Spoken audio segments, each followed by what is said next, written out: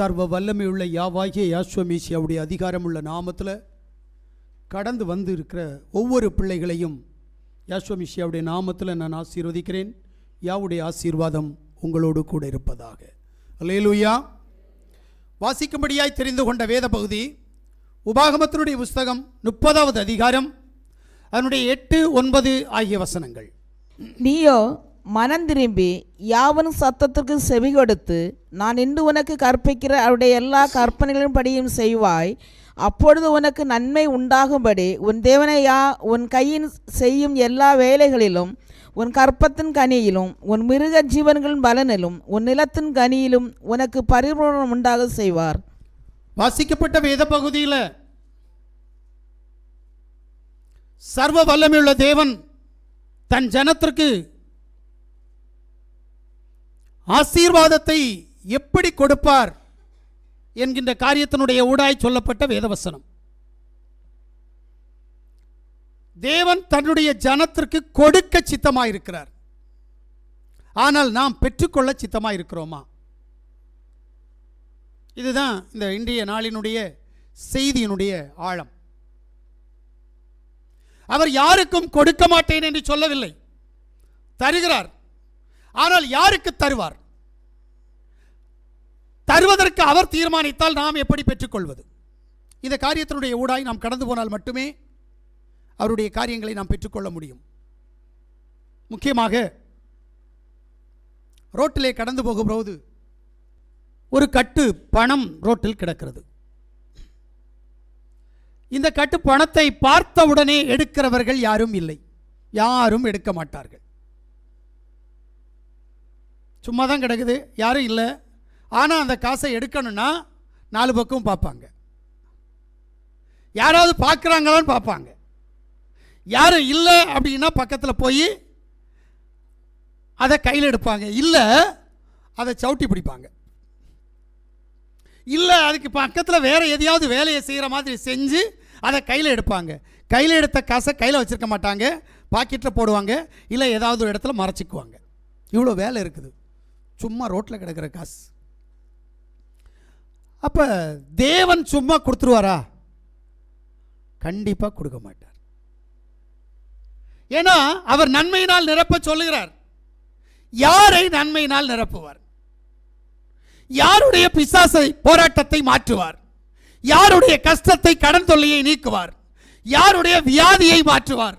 அறிகிற அறிவு ரொம்ப முக்கியம். சும்மா சபைக்கு போன உடனே எல்லாம் கிடைக்கும் அப்படின்னு நினைச்சீங்கன்னா வேஸ்ட். அவருடைய சித்தத்தை நீ செஞ்சா அவர் உன் மன விருப்பத்தை நிறைவேற்றுவார். இதுதான் உண்மைங்க.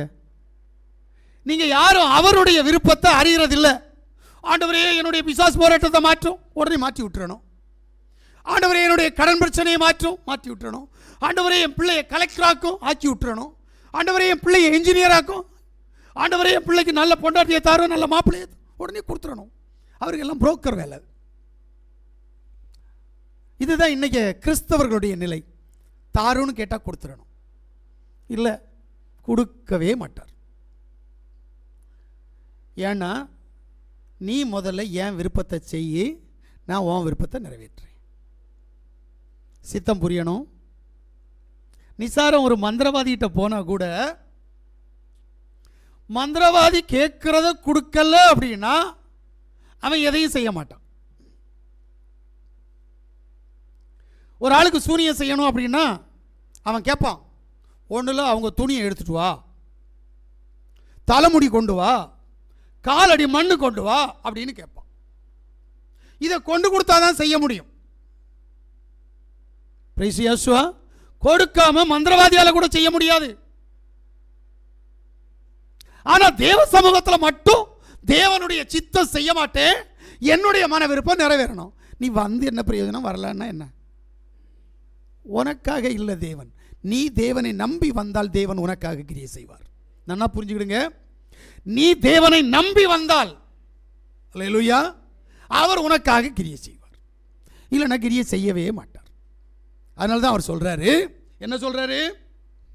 நீயோ மனம் திரும்பி யாவனும் சத்தத்துக்கு செவி கொடுத்து. நல்ல கேளுங்க. ஒன்னாவது மனம் திரும்பு, இரண்டாவது சத்தத்திற்கு செவி கொடு, நான் இன்று உனக்கு கற்பிக்கிற அவருடைய எல்லா கற்பனைகளின்படி செய்வாய், மூணாவது கற்பனையின்படி செய், அப்பொழுது உனக்கு நன்மை உண்டாகும்படி. இந்த மூணு காரியத்தை செஞ்சா உனக்கு நன்மை உண்டாகும்படி உன் தேவனை உன் கையின் செய்யும் எல்லா வேலைகளிலும், முதல்ல எல்லா வேலைகளிலும், உன் கற்பத்தின் கனியிலும், உன் பிள்ளைகள் துரோகம் இருக்காது, உன் சாபம் இருக்காது, உன் மிருக ஜீவனின் பலனிலும், ஆமென், உன் நிலத்தின் கனியிலும் உனக்கு பரிபூரணம் உண்டாக செய்வார். ஆமென்.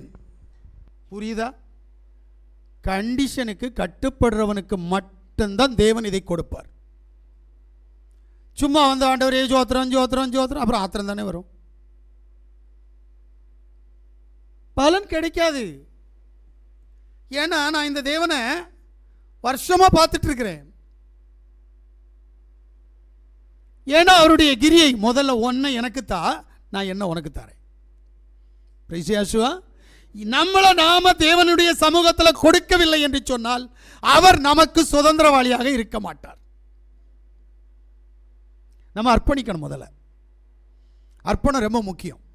அதுக்கு தான் அவர் சொல்றாரு, உனக்கு பரிபூர்ணம் உண்டாக, நல்லது நடக்க என்ன செய்யணும்? முதல்ல வாசிங்க மத்தேயு சுவிசேஷம் அதனுடைய 19வது அதிகாரம் அதனுடைய 21வது வசனத்தை வாசிங்க.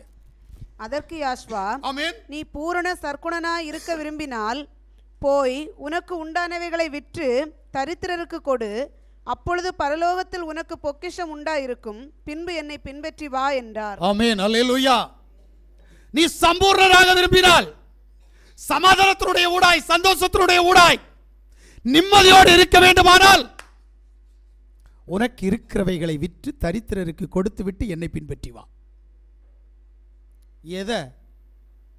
உன்கிட்ட இருக்கிற அத்தனை சொத்துக்களையும் அத்தனை ஆஸ்திகளையும் விற்று தரித்திரருக்கு கொடுக்கணும். உன்கிட்ட இருக்கிற ஆஸ்தி என்ன? நிலம், வீடு, காரு, பங்களா தானே? இல்லை. உன்கிட்ட இருக்கிற ஆஸ்தி குண்டனி, குசும்பு, கோளு, வைராக்கியம், அகம்பாவம், ஆணவம், நான் என்கின்ற பெருமை, இவைகளையெல்லாம் விற்கணும். இது உனக்கு சொந்தமானதல்ல.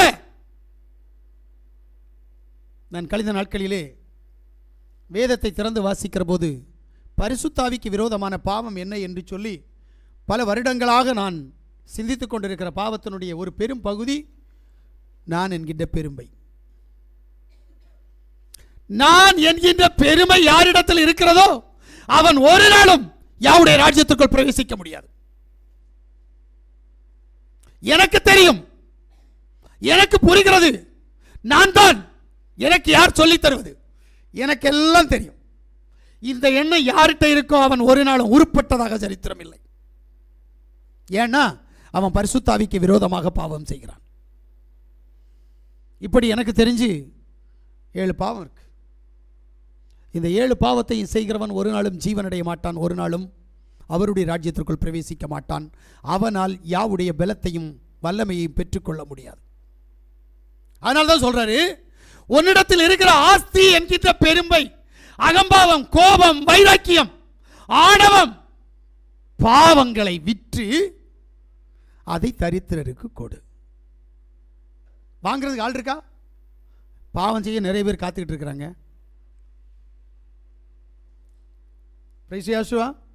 அவன்கிட்ட கொண்டு போய் உன் பாவத்தை கொடுத்துப்பார், அவன் உனக்கு காசு தருவான். அந்த காசை நீ யாருக்கு கொடுக்கணும்னா தரித்திரன்னு கொடுக்கணும், நீ எடுக்கக்கூடாது. அதுவும் ஒன்றை எடுக்க சொல்லலை, உன் பொல்லாப்பை விற்று ஒன்றை எடுக்க சொல்லலை, அதை தரித்திரனுக்கு கொடுத்தால் உனக்கு பரலோக ராஜ்யத்தில் பலமான பொக்கிஷத்தை உனக்கு அவர் அங்கே தருவார். அல்லேலூயா. இங்க என்ன அப்படின்னா, எப்பவுமே ஒன்றை புரிஞ்சுக்கிடுங்க, நீ பரிபூர்ணம் உண்டாக தேவனுக்கு சித்தம் இல்லாத காரியம் உன்னிடத்தில் இருக்கக்கூடாது. தேவ சித்தத்தின்படி நீ தேவ சமூகத்தில் ஒன்று ஒப்பு கொடுக்கணும். முடியுமா? எத்தனை பேர் இன்னைக்கு தேவ சித்தத்தின்படி வாழ்கிறோம், இல்லை நம்முடைய மன விருப்பத்தின்படி வாழ்கிறோம், இல்லை இப்பிரபஞ்சத்தின் பிசாசனுடைய சித்தத்தின்படி நாம் வாழ்கிறோம் என்பதை நாம் அறியணும். அல்லேலூயா. இதுக்கு தான் தேவன் சொல்றார், மனம் திரும்பு. மனம் திரும்புதல் இல்லாமல் ஒருவனும் அவருடைய பிள்ளையா மாற முடியாது.